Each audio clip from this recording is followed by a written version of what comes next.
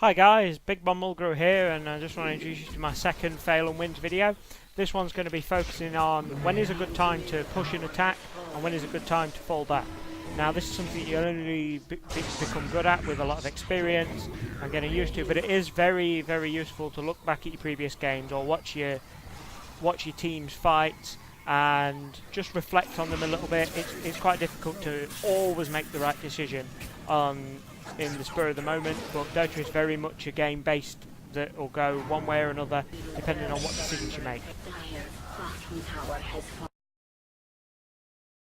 Perfect example here to start with. We've got Terrorblade and Lion. They take a lot of damage. They both decide to back off.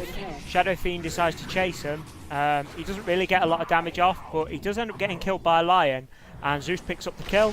If Shadow Fiend had backed off in the first place, Zeus still would have got the kill either way, and Radiant wouldn't have had any deaths.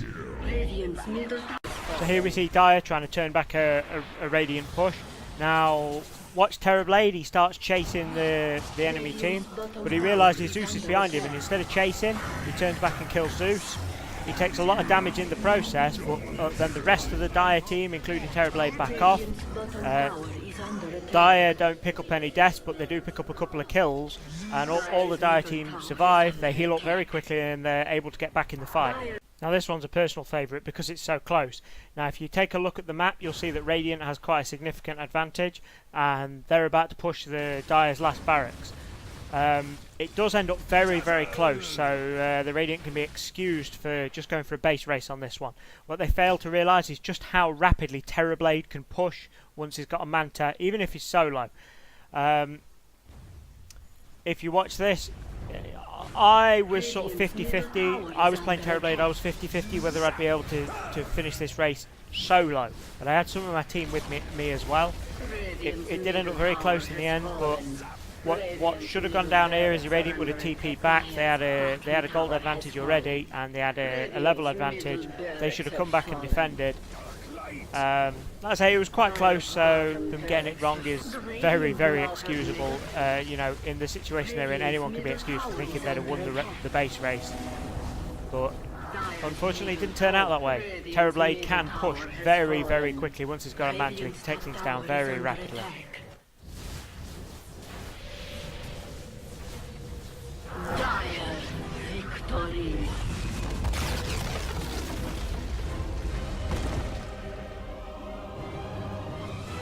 Great example here of why nukers get a lot of assists.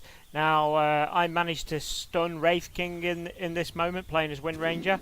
Hit him with the focus fire and did a huge amount of damage, but I was taking quite a lot of damage from the tower and creeps as well, and I just had to get out of there.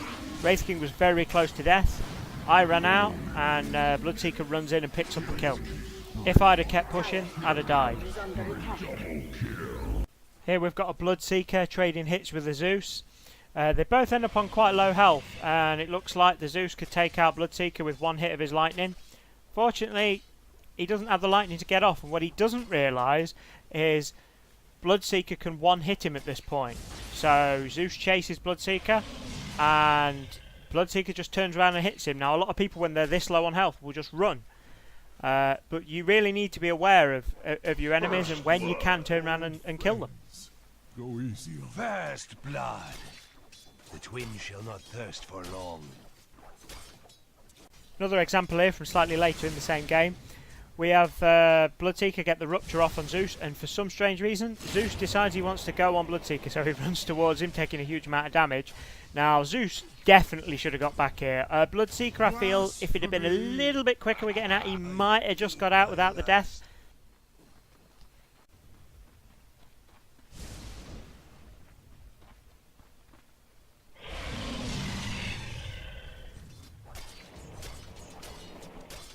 Perfect example here of why you should keep your eye on the minimap. Now, in this point, Bloodseeker's pushing up so low. We can see no Radiant on the Dire's map, but he's still pushing up solo anyway. He puts himself in quite a difficult position. At the very least, if you can't see any enemy heroes, you should be playing defensively and keeping an eye on things. At the very least.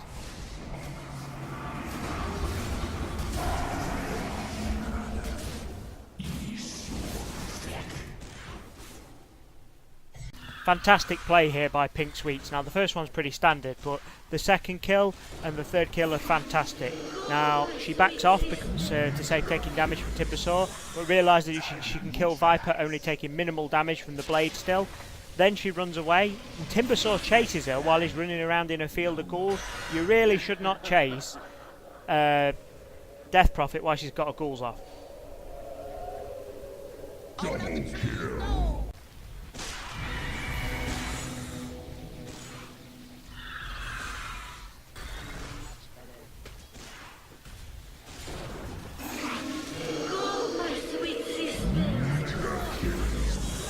Dire's bottom tower is under attack. I fly no more.